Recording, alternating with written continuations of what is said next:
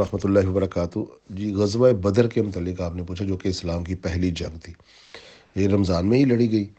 تو اس میں جو ہے نا، اکثر جو لوگ کہتے ہیں کہ جی مسلمان تو جنگ نہیں کرنا چاہتے تھے۔ وہ دیکھیں جی،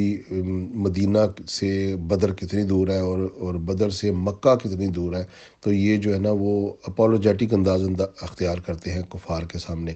کہ مسلمان تو وائلنٹ نہیں تھے، مسلمان جنگ کرنا بھی نہیں چاہتے تھے، اور یہ تو جو ہے نا، یہ جنگ تو کفار نے، قریش نے مسلط کی، مدینہ کے اوپر آ کر حملہ کیا تو ڈیفینس میں یہ جنگ لڑی گئی۔ ایسا ہرگز نہیں ہے۔ ان کو اتنا بھی نہیں پتہ کہ نبی علیہ الصلوۃ والسلام ہجرت کر کے جب مدینہ آ گئے، تو اگر نبی علیہ الصلوۃ والسلام ان سے جنگیں نہ کرتے، آگے بڑھ کے ان کا مقابلہ نہ کرتے، تو وہ مکہ میں رہتے، آپ مدینہ میں رہتے، اور اسی طرح زندگی گزر جاتی۔ اور پھر خانہ کعبہ میں جو بت پڑے ہوئے تھے، وہ کیسے آزاد کروایا جاتا، کیسے خانہ کعبہ کو، مکہ کو فتح کر کے اسلام کے اندر داخل کیا جاتا، اسلامی ریاست کے اندر داخل کیا جاتا، اور کس طرح حجاز کے اوپر اسلام کا پرچم لہرایا جاتا۔ یہ تو پیار سے تو کوئی نہیں یہ کرنے دے گا۔ جو نبی علیہ الصلوۃ والسلام کو وہاں رہنے نہیں دے رہے، آپ کو وہاں سے اپنی جان بچا کر ہجرت کرنی پڑی، مسلمانوں کو اپنی جانیں بچا کر وہاں سے اپنے گھر بار چھوڑ کر نکلنا پڑا۔ تو اب کیا مسلمانوں کا مقصد یہ تھا کہ وہ وہاں سے نکل کے آ کر مدینہ منورہ کی جو ہے نا، وہ ٹھنڈی چھاؤں میں اور ان کے جو ہے نا کھجوروں کے نخلستان میں بس وہ زندگی گزارے اور اپنی زندگی گزار کے بس چلے جائیں؟ یہ تو مقصد ہی نہیں تھا مدینے آنے کا، اور نہ ہی رسول اللہ صلی اللہ علیہ وآلہ وسلم کا مبعوث ہونے کا یہ مقصد تھا۔ آپ کا مقصد تو بالکل جو ہے نا، وہ اس دنیا میں اسلام کا پرچم لہرانا اور عرب کو جو ہے نا، وہ اسلام کے اندر داخل کرنا، یہ تو آپ علیہ الصلوۃ والسلام کا فرض منصبی تھا، یہ تو آپ نے کرنا تھا۔ تو یہ کہنا کہ جی وہ جنگ نہیں چاہتے تھے اور انہوں نے آ کر جنگ کی، ایسا بالکل نہیں ہے۔ جب تک اللہ تعالیٰ نے حکم نہیں دیا نا، کفوا ایدیکم کا حکم تھا کہ آپ نے اپنے ہاتھوں کو بندھے رکھنا ہے، بالکل جنگ نہیں کرنی۔ کیونکہ سٹارٹنگ میں اگر آپ لوگ بالکل جنگ شروع کریں گے تو پوری دنیا میں یہ پروپیگنڈا کریں گے، یہ وائلنٹ لوگ ہیں، تو آپ کے پاس طاقت بھی نہیں ہے، اور آپ اپنا پیغام جو ہے نا، وہ صرف زبان سے جو ہے نا لوگوں کو قرآن اور اللہ کا پیغام دے، جنگ بالکل نہ کریں۔ آپ دیکھ لیں کہ مکہ میں مسلمانوں پر ظلم کیے جاتے، یہاں تک کہ حضرت حمزہ بھی مسلمان ہو چکے تھے، اور بھی 40 سے 45 مسلمان موجود تھے، لیکن ہمارے یاسر اور ان کی والدہ اور ان کے والد یاسر کے اوپر کیسے ظلم ہوئے اور ان کو قتل کر دیا گیا، حضرت سمیہ اور حضرت یاسر کو۔ لیکن مسلمانوں نے کوئی ہاتھ نہیں اٹھائے، کوئی کسی کے ساتھ مزاحمت نہیں کی، کوئی قتال نہیں کیا، یہاں تک کہ جب انہوں نے حضرت ابو طالب کی وفات کے بعد دائرہ تنگ کیا تو نبی علیہ الصلوۃ والسلام ہجرت کرنے پر مجبور ہو گئے، لیکن قتال اور جنگ نہیں کی۔ تو یہ جنگ کا حکم نہیں آیا تھا، جب تک حکم نہیں آیا تھا مسلمان بالکل برداشت کر رہے تھے، ظلم بھی برداشت کر رہے تھے اور قتال نہیں کر رہے تھے۔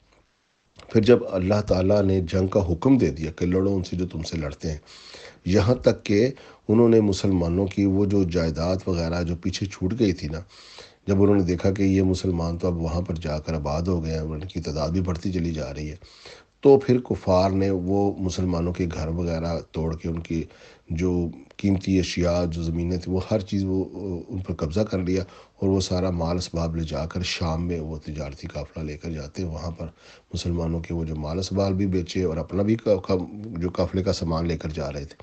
تو یہاں پھر نبی علیہ الصلوۃ والسلام نے خود بڑھ کر ان کا تعقب کیا اس قافلے کا۔ اگر وہ قافلہ گزر جاتا اور واپس بھی چلا جاتا تو جنگ کی کوئی نوبت نہ آتی۔ اسلام میں یہ حکم آیا، نبی علیہ الصلوۃ والسلام نے آگے بڑھ کر خود تعقب کیا ہے اس قافلے کا، کہ اس قافلے کو ہم روکیں گے اور ان کے ساتھ ہم قتال کریں گے۔ وہ قافلہ تو گزر گیا، پھر نبی علیہ الصلوۃ والسلام جو ہے نا، وہ انتظار میں رہے کہ یہ اب شام سے جب واپس آئے گا، اور وہاں پر کچھ بندے مقرر کر دیے۔ جب وہ قافلہ واپس آ رہا تھا تو آ کر خبر دی گئی نبی علیہ الصلوۃ والسلام کو، جی وہ قافلہ واپس آ رہا ہے۔ اگر وہ نبی علیہ الصلوۃ والسلام اس قافلے کی مزاحمت کے لیے لشکر نہ لے کر آتے تو وہ گزر جاتا اور جنگ پھر نہ ہوتی۔ خود نبی علیہ الصلوۃ والسلام نے یہ فیصلہ کیا کہ ہم نے مزاحمت کرنی ہے، ہم نے روکنا ہے اس قافلے کو، جو ابو سفیان جو تجارتی قافلہ وہ بیچ کر مال اسباب اور واپس جو ہے نا، وہاں سے سامان مال اسباب خرید کر واپس مکے جا رہا تھا، تو راستے میں سے وہ مدینے سے ہو کے گزرتے تھے، بدر تھا مقام پر وہ پڑاؤ ڈالتے تھے، وہاں پر کنویں ہوتے تھے، وہاں پر وہ رکتے تھے۔ اسی مقام پر نبی علیہ الصلوۃ والسلام اپنا لشکر لے آ گئے، اور باقاعدہ آگے بڑھ کر مزاحمت کر کے یہ جنگ جو ہے نا لڑی گئی ہے۔ تو وہ اسے پتہ چل گیا ایک قاصد کے ذریعے سے کہ مسلمانوں نے جو ہے نا لشکر جو ہے نا وہ لے آیا بدر کے مقام پر۔ اس نے وہاں سب سے پہلے ایک بندے کو جو ہے نا تیز رفتار گھوڑے پر دوڑایا، وہ جا کر مکے والوں کو خبر کر دے، اور خود اس نے وہاں پر جو ہے نا قیام کر لی، رک گیا راستے میں سے۔ اور رات پوری چلتا رہا، اور وہ تہامہ کے ساتھ ایک علاقہ ہوتا ہوا وہ سمندر کے کنارے کنارے وہ سفر کرتا کرتا مسلمانوں کی پہنچ سے دور نکل گیا۔ اب جنگ کا تو کوئی تھا ہی نہیں کہ اب جنگ ہو سکے، وہ لشکر بچا کر لے گیا۔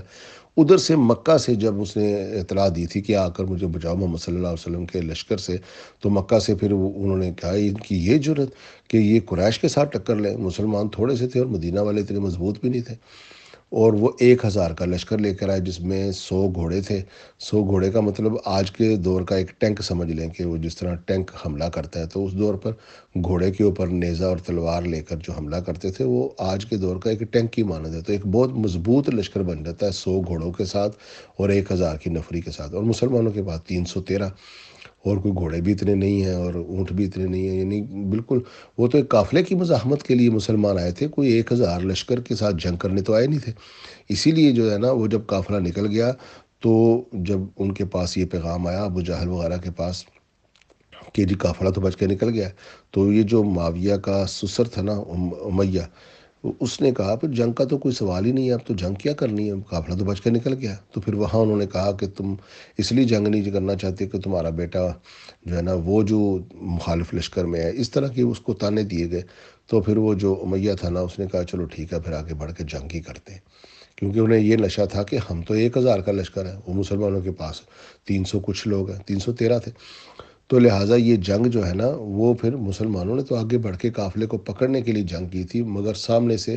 آ گیا 1,000 کا لشکر، تو اس لشکر کے سامنے 313 کی جو ہے نا وہ ظاہری حیثیت تو کچھ بھی نہیں تھی۔ نبی علیہ الصلوۃ والسلام بھی بڑے پریشان تھے اور بڑا آپ علیہ الصلوۃ والسلام کو فکر تھی، تو پھر وہاں پھر آپ نے اتنا لمبا سجدہ کیا اور سجدے میں دعائیں مانگی اللہ تعالیٰ سے،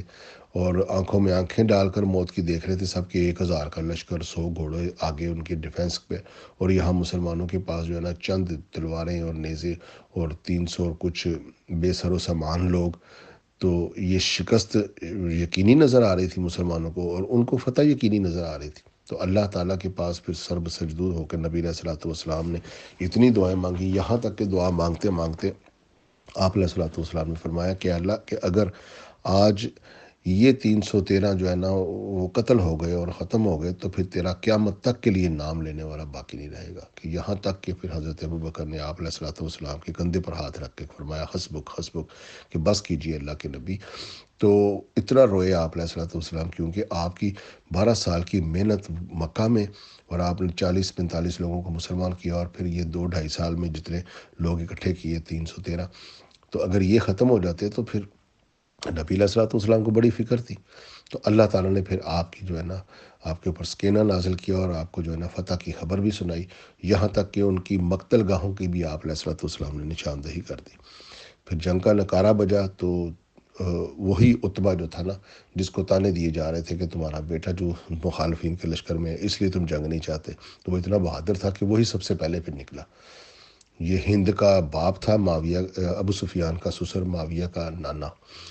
یزید کا پرنانا کہہ سکتے ہیں۔ تو یہ امیہ سب سے پہلے نکلا، اور اس کا بھائی ساتھ نکلا، اور اس کا بیٹا ولید، عتبہ، شیبہ اور ولید۔ عتبہ اس کا نام تھا، میں نے امیہ کہہ دیا، تو عتبہ بن امیہ ہوگا۔ تو لہٰذا یہ عتبہ جو ہے نا سب سے پہلے جنگ میں نکلا، اور اس کا بھائی جو تھا نا اور اس کا بیٹا ولید، اور شیبہ اس کا بھائی۔ تو سامنے سے 3 جو ہے نا فوجی آ گئے انصار مدینہ، تو انہوں نے کہا ہماری برابری کے لوگ بھیجو، یعنی کہ ہم سرداروں میں سے ہیں، ہماری برابری کے سردار ہی بھیجو۔ تو وہ جو 3 ادھر سے سردار نکلے تھے نا، افضل ترین ان کے لوگ نکلے، تو ادھر سے بھی 3 افضل ترین نکل آتے نا، ابوبکر عمر عثمان، وہی تھا افضل ہم کہتے ہیں آج، لیکن یہ ایسا نہیں ہے۔ پھر ادھر سے جو سردار نکلے نا وہ حمزہ نکلے، اور ایک سردار نکلے قریش کے حضرت علی، اور پھر ایک قریش کے سرداروں میں سے حضرت حذیفہ نکلے۔ تو یہی حذیفہ ہیں جن کو ابو بکر نے بھی سقیفہ میں کھڑا ہو کر کہا تھا کہ میں حذیفہ کی بیعت کرتا ہوں، مجھ سے افضل یہ ہے۔ پھر ابو بکر تو اپنے سے افضل حذیفہ کو مان رہے ہیں، اور اگر اس وقت وہاں پر ہوتے حضرت حمزہ تو انہیں کو ہی مانا جاتا۔ تو بہرحال یہ بات دوسری طرف چلی جائے گی۔ تو حضرت حمزہ آئے اور حضرت علی آئے اور حضرت حذیفہ آئے۔